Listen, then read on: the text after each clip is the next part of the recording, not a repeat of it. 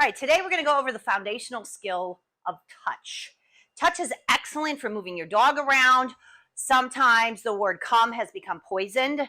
If you only tell your dog to come when you're going to put him in the crate, or you're leaving for the day, or you're leaving the dog park, or you're ending a play session, then you're going to get some selective hearing, of course.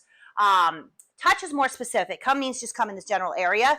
Touch means I want your nose on my fingers. It's a way to move them around. It's a way to reset if you're working on something more difficult or a new skill that the dog does not yet know, rather than increase their frustration by trying over and over and over again to get them to do that new skill. You're going to want to break it up and have them do a touch. They're going to do a touch. This is where all the good stuff comes from.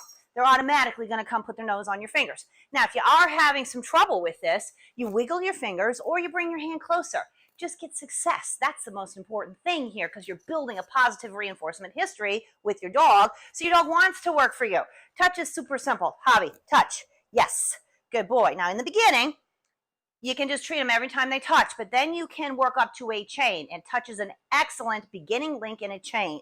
So I could have him, for example, I'm going to have him do this now. I'm going to have him touch, sit, and wait. Okay, so I'm going to back up. He's in an SIT, so I can't tell him to SIT, but I can take a step back, and then I can say, Javi, touch. Good. Sit. Good. Wait.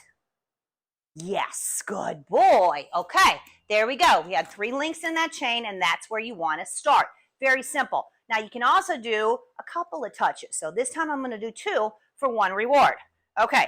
Javi, touch. Good. Touch. Good. Yes. Good boy. Okay. It's also a great way to decrease your frustration level of your own.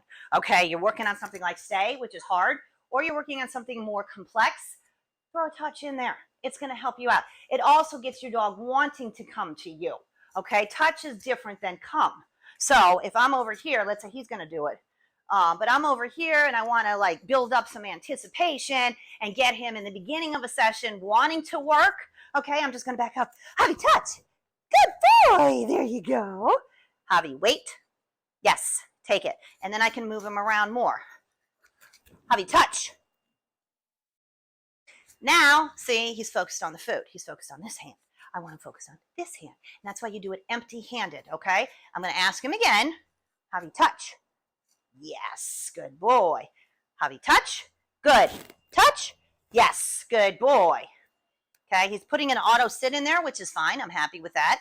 But this is a way to help your dog out in the early stages. You're going to want this skill for later. Anything you do, tricks or whatever. Javi, sit pretty. Good boy. So he didn't actually touch my hand, but that's how I taught him to do that.